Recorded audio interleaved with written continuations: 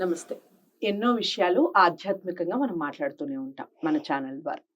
మీ అందరి ప్రోత్సాహంతో, మీ అందరూ మాకిచ్చే ప్రోత్సాహంతో సరికొత్త కార్యక్రమాలు చేయాలన్న సదుద్దేశంతో ప్రారంభించేదే ఈరోజు చెప్తున్న ఈ కార్యక్రమం. మనకి చాలా వరకు అమ్మతనం గురించి, మాతృత్వం గురించి మనం మాట్లాడుకునే కార్యక్రమాలు ఎన్నో ఉంటాయి. ఎంతో మందిని అలా మాట్లాడుకుంటూ ఉంటాం. ఆహ్, అమ్మతనం కనిపిస్తుంది. మాట్లాడే మాటలో కనిపిస్తుంది అని. కానీ మనం అమ్మగా పూజించేది ఒకే ఒక్కరిని, అది గోమాతని. మరి గోమాతకి సంబంధించి కొన్ని ముఖ్యమైన కథలు ఒక సీరీస్ లాగా చేస్తూ ఉన్నాం. మరి అమ్మకి సంబంధించిన ఈ కథలు ఏమిటి? దాని వెనకాల ఉన్నటువంటి అంతరార్థం ఏమిటి? అసలు ఆ కథలు ఎలా పుట్టాయి? ఏమిటి? మొ మొత్తం దానికి సంబంధించిన ఒక పరిశోధనాత్మకమైనటువంటి వ్యక్తి నాతో పాటు ఉన్నారు. ఎన్నో విషయాలు అసలు గోమాత అనే టాపిక్ అలా మొదలుపెడితే ఆయనకి ఆహారం కూడా అవసరం లేదు. మంచినీళ్ళు కూడా అవసరం లేదు. ఆల్రెడీ ఒక ప్రోగ్రామ్ చేసున్నాం గతంలో. లక్ష్మణ్ రేఖ గోపాలకృష్ణ గారు. డాక్టర్ లక్ష్మణ్ రేఖ గోపాలకృష్ణ గారు చాలా విషయాలు గోమాతకి సంబంధించి పరిశోధన చేస్తున్నారు. నిరంతరం గోమాతని పూజించండి. దాంట్లోనే అన్ని సౌఖ్యాలు, అన్ని శుభాలు కలుగుతాయని నిరంతరం చెప్తూనే ఉంటారు. ఇక కథల రూపంలో ఇప్పుడు చెప్పబోతున్నారు. ప్రతి కథని మొదటి నుంచి చివరి వరకు వినండి. పిల్లలకి చూపించండి. అందరికీ షేర్ చేసే ప్రయత్నం చేయండి. ఎందుకంటే ఇది మన భారతీయ సంపద. మన భారతీయ గురించి మనం ముందుగా మాట్లాడితేనే పక్కన వాళ్ళకి దాని మీద గౌరవం పెరుగుతుంది. మరి దానికి సంబంధించిన పూర్తి వివరణ ఆయన మాటల్లోనే విందాం. నమస్కారం అండి. నమస్కారం. గోమాతకి సంబంధించి మొట్టమొదటి కథ ఏం చెప్పబోతున్నారు చెప్పండి. గోవు ప్రపంచానికి తల్లి. గోవు విశ్వస్య మాతర. గోవు లేనిదే అసలు సృష్టి స్థితి లయాలు కూడా లేవు. అందులో భారతదేశానికి సంపద ఏంటంటే గోవే. గోవు గోవు, ఆవు ఆవు అని అంటూ ఉంటాం. యాక్చువల్గా గోవు అని అనకూడదు, గోమాత అనాలి. గంగామాత, తులసి మాత, వీళ్ళందరూ తల్లులు మనకి. వాళ్ళు లేదే ఈ సృష్టి లేదు. అంచేత దానికి అంత ప్రియారిటీ ఇచ్చి గోమాత అనే అనాలన్నారు. గోమాత ఎందుకు అంత ప్రసిద్ధి చెందింది? ఎందుకు గోమాతను అలా పూజించాలి? మనం గోమాతను ఎందుకు సేవించాలి? ఎందుకు దాన్ని రక్షించాలి? ఎందుకు దాన్ని పోషణ చేయాలి? ఇవన్నీ విషయాలు చాలా మందికి తెలియవు. వేదాల్లో చెప్పారు, వేదం చదివితే కానీ గోవు గురించి మీకు తెలియదు. ఆ వేదం చదివేవాళ్ళు లేరు ఇప్పుడు. అంచేత గోవు గురించి తెలియట్లేదు మీకు. గోవు గురించి మీకు ఎలా తెలియట్లేదో అలాగే వృద్ధులైన తల్లిదండ్రుల గురించి, పితృదేవతల గురించి కూడా మీకు తెలియదు. గోవుని ఎప్పుడైతే మిస్ అవుతున్నామో మన తల్లిదండ్రులను కూడా మనం మిస్ అవుతున్నాం. అంటే వాళ్ళకి సేవ చేయడం మర్చిపోతున్నాం. వాళ్ళని ఓల్డేజ్ హోమ్లో పెట్టేస్తున్నాం. గోవుని గోశాలలో పెట్టినట్టుగా. అలాగా గోవు గురించి తెలుసుకోవాల్సిన విషయాలు చాలా ఉన్నాయి. అన్నీ తెలుసుకుంటే కానీ మనం దానిలో ఇవ్వడం లేము. ఆ గోవు గురించి తెలుసుకుంటే కానీ గోవుని సేవించడం కుదరదు మనకి. అది ఎంత గొప్పది అనేది తెలుసుకోవాలి. దీంట్లో చాలా శ్లోకాలు, వేదాలు, ఉపనిషత్తులు, పురాణాల్లో చాలా శ్లోకాలు ఉన్నాయి. వాటి భావం ఇదివరకు మనం కొన్ని చెప్పుకున్నాం. ఇంతటి ఇంపార్టెన్స్ పద్య రూపంలో కానీ భారతం, భాగవతం, అష్టాదశ పురాణాల్లో ఏ గ్రంథం తీసినా గోవు గురించి తప్పకుండా ఉంటుంది. దాంట్లో కథల రూపంగా ఉంటుంది, పద్యాలు, శ్లోకాలు అనేక రకాలుగా మనకి హితబోధ చేశారు గోవు గురించి. ముఖ్యంగా మనం మొట్టమొదటిగా చెప్పుకోవాలి శ్రీరామ జననం. శ్రీరాముడికి గోవుకి ఏంటి సంబంధం? ఎక్కడ? దిలీప్ మహారాజు గొప్ప వ్యక్తి. ఆయన నిరంతరం యాగాలు, పూజలు, వ్రతాలు, నోములు అన్నీ చేసే గొప్ప వ్యక్తి. అతడేమో ఇంద్రుణ్ణి సేవించాలని స్వర్గానికి వెళ్ళాడు ఒకసారి. స్వర్గానికి వెళ్తే ఇంద్రుని దర్శనం చేసుకున్నాడు, ఆయనతో మాట్లాడాడు, ఆయన పూజ చేసుకున్నాడు, తిరిగి వస్తున్నాడు.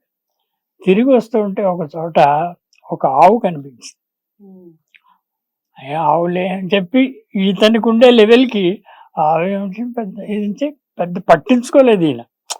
దానికి ఏదో సేవ చేయాలని అదంతా అనిపించలేదు అని చూడకుండా ఆవు కోపం వచ్చింది. ఏంటి నన్ను చూడకుండా, నన్ను పట్టించుకోకుండా, కనీసం నాకు నమస్కారాన్ని చేయకుండా ఇలా వెళ్తున్నాడు పెద్ద మనిషి అని చెప్పేసి, నీకు సంతానం కలగకుండా ఉండుగాక అని శపించేసింది. దాంతో ఇతనికి థ్రిల్ అయిపోయాడు.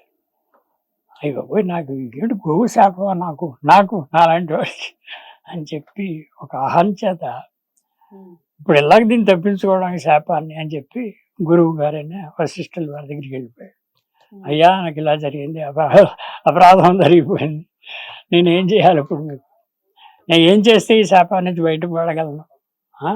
ఆవు నేను నిర్లక్ష్యం చేశానని ఆవు అనుకున్నాను చేసింది, నేను నిజంగా గమనించలేదు, నా తప్పు అయి ఉండొచ్చు, ఏం చేయాలి అని చెప్పి వశిష్ఠుల వారి కాళ్ళ మీద పడ్డాడు.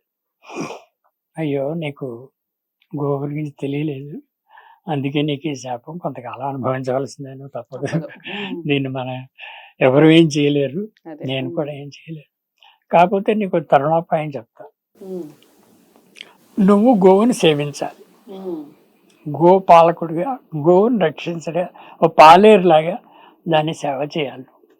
నువ్వు నీ భార్య, నీకు పుత్ర సంతానం లేకుండా ఉండమని కదా చెప్పించింది, జత భార్య నువ్వు ఇద్దరూ కూడా గోవుకి సేవ చేయండి. ఒక అడవిలోకి పోయండి, ఆవును చూడాలి, ఆవు దానికి ఏం మేత కావాలో పెట్టాలి, దాని నీళ్ళు కావాలో పెట్టాలి, దాని అవసరాలన్నీ మీరు తీర్చాలి. అది పడుకున్నప్పుడు మీరు పడుకోండి, అది లేచినప్పుడు మీరు లేవండి. అంత శ్రద్ధగా కంటికి రెప్పలాగా మీరు గోవుని కాపాడితే కొంతకాలం మీరు అలా సేవ చేయగా ఆ శాపం నుంచి విముక్తమై మీకు సంతానం కలుగుతుంది అంటాడు. అమ్మ బాబు, ఇదేంటి గోవుని సేవించడం అంటే దీంట్లో ఇంత ఇది అని చెప్పి ఆయన చెప్పినట్టే ఇంకా దాంట్లో వేరే మార్గం లేదుగా. గురువు గారు చెప్పారు, ఒక ఆవును దూడని తీసుకుని అడవిలోకి వెళ్ళి అది ఎక్కడికి వెళ్తే అక్కడికి వెళ్ళాం, ఏం తింటున్నా చూస్తూ కూర్చోవడం, నీళ్లు కావలిస్తే పెట్టడం, అది పడుకున్నప్పుడు వీళ్ళు విశ్రమించడం, అది లేచినప్పుడు లేచి ఏం కావాలమ్మా అన్నట్టుగా చూస్తే ఏ నీళ్ళు చూపించడం, దానికి ఇలా కొన్ని సంవత్సరాలు చాలా గోవుని కంటిరెప్పలా చూసుకున్నారు చాలా. అప్పుడు గోవు కరుణించింది వీళ్ళకి. కరుణించి సరే పాపం వీళ్ళు ఇంత ప్రాధాయపడుతున్నారు కాబట్టి వీళ్ళకి సంతానం ఇవ్వాలని అనుకుంది. అనుకున్న టైంలో ఈ తన శరీరాన్ని అర్పించడానికి వీడు రెడీ అవుతారా అని ఒక టెస్ట్ పెట్టి ఒక సింహాన్ని దగ్గరికి వచ్చి ఒక నాటకంలా ఆడింది అన్నమాట. సింహాన్ని దగ్గరికి వచ్చి ఆవును తినేయబోతుంటే వీళ్ళు ఏం చేస్తారో చూద్దాం అని ఒక ఆవు వచ్చి సింహం వచ్చి ఆవు మీద పడిపోతుంటే వీళ్ళు వెళ్ళి అడ్డుకుంటారు.